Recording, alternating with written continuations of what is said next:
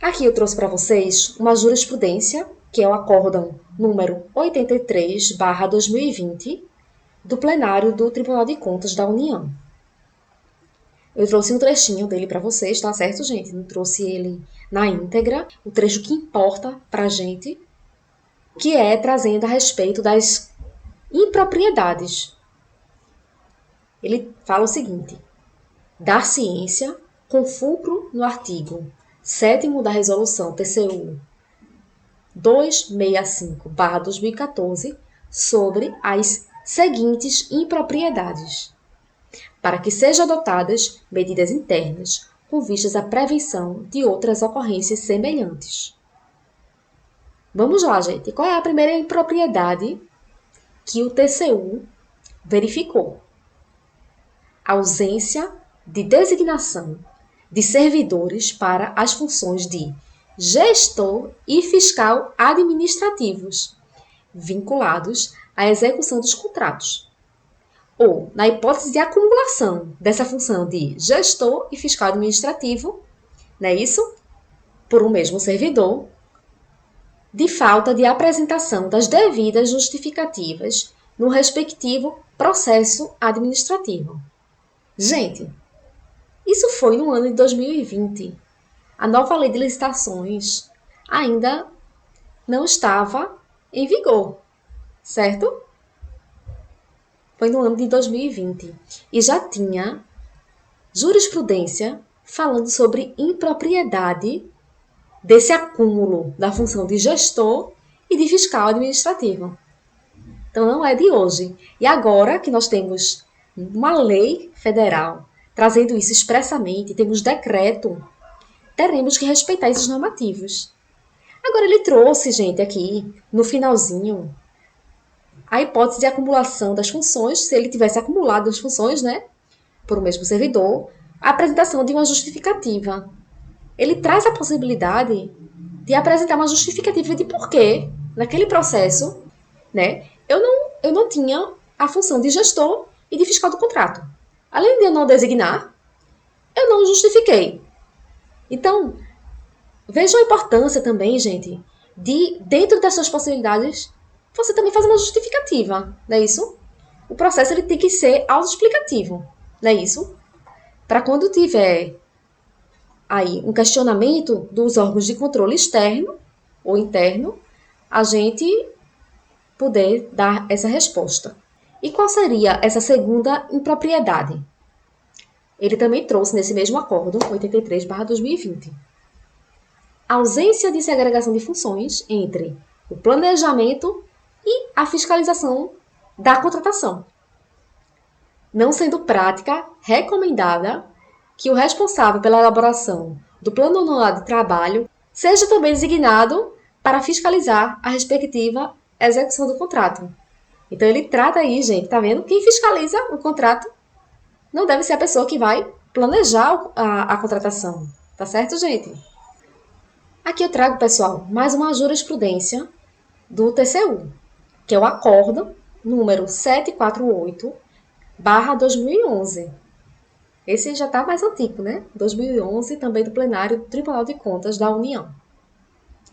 Esse acórdão, ele trata do acompanhamento e controle dos contratos administrativos e diz que deve se dar por meio de processos organizados, inclusive com o rol de documentos necessários à verificação prévia aos pagamentos, bem como devem ser segregados, olha aí, gente, a palavra já está aí, ó, desde 2011, segregados os papéis e responsabilidades dos envolvidos. Eu deixei isso aí grifadinho para a gente observar que em 2011 já se falava em segregação dos papéis e responsabilidades dos envolvidos. Isso tem que estar claro, nítido, tá certo, gente? Nessa contratação. Mormente, as atividades a serem desenvolvidas pelos fiscais de campos e gestores de contrato.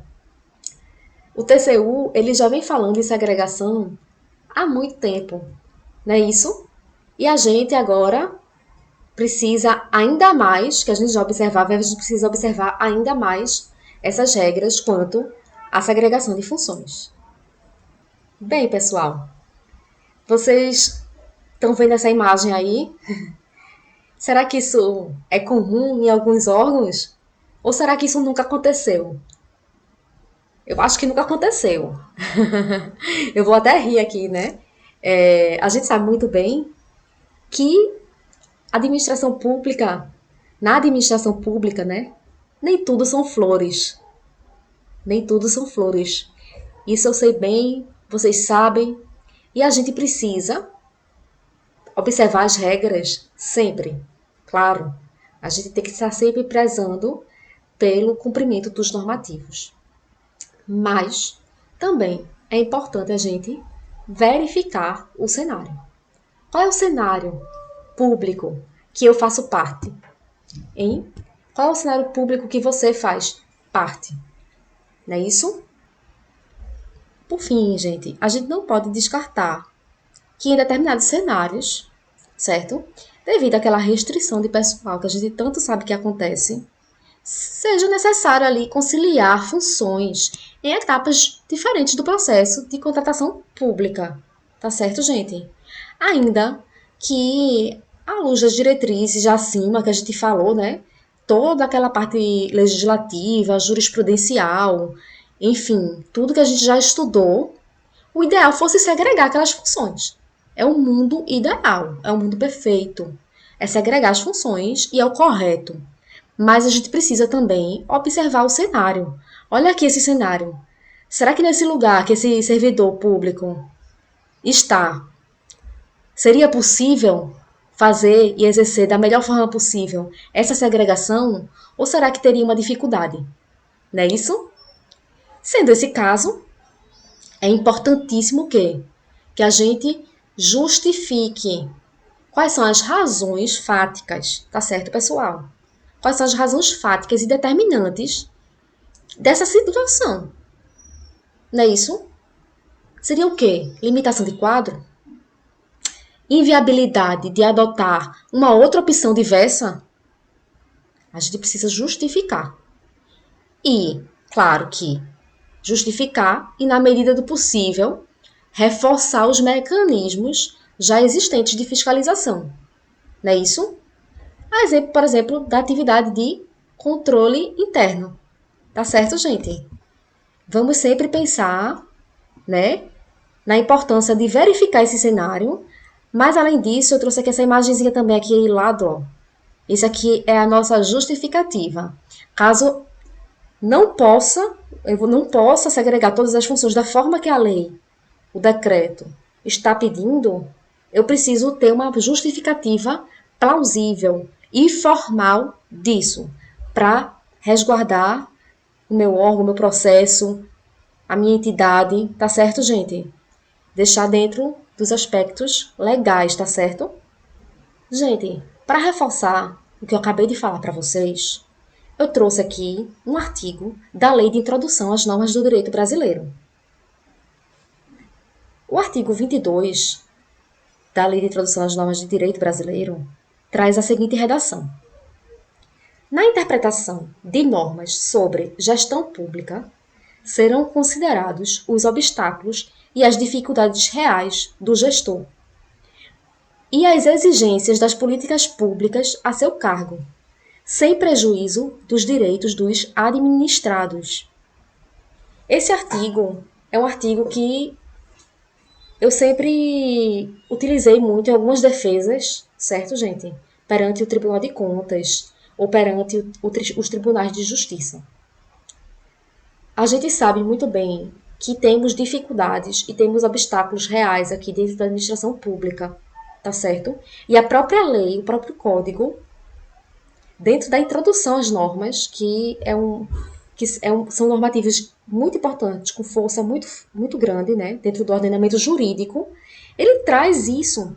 Ele traz que tem que ser considerado, sim, esses obstáculos e dificuldades reais.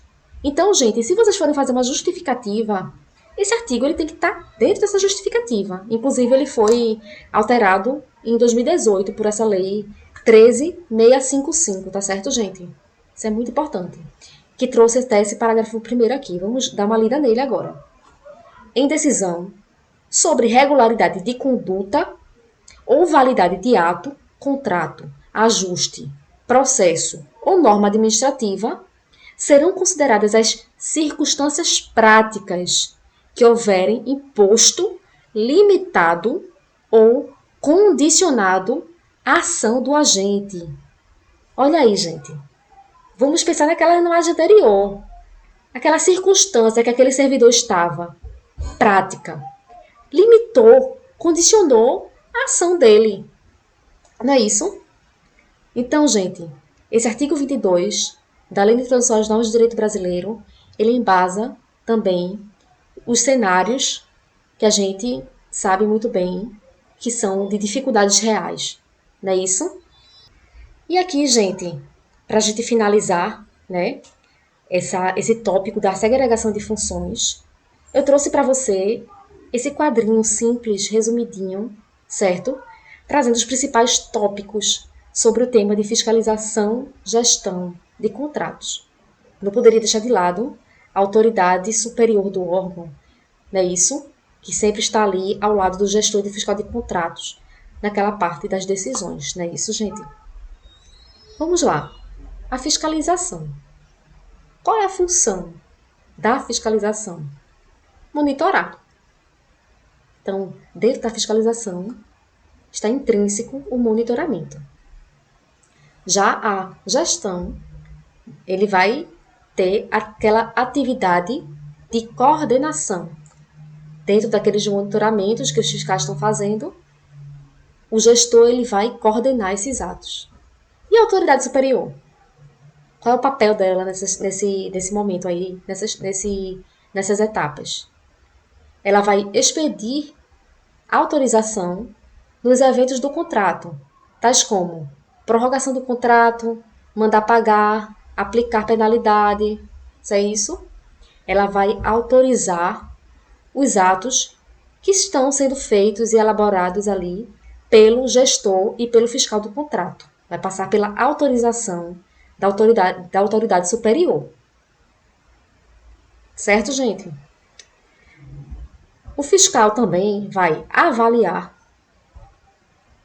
determina correções, relata falhas, incongruências e irregularidades daquele contrato administrativo.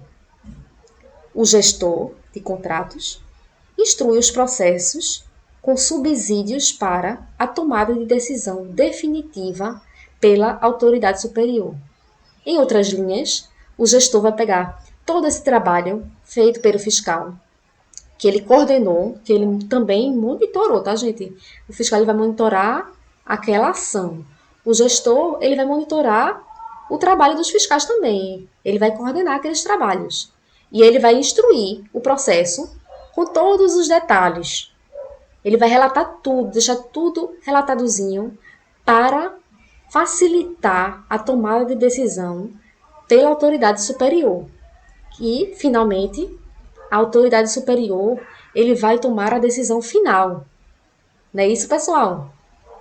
Bem, gente, eu espero que vocês tenham gostado, que vocês tenham entendido o tema de segregação de funções, que vocês também tenham compreendido a importância de segregar essas funções para o trabalho de todos vocês. Nos vemos no próximo módulo e façam os exercícios que estão disponíveis também na plataforma. Tá certo, gente? Um abraço e até o próximo módulo.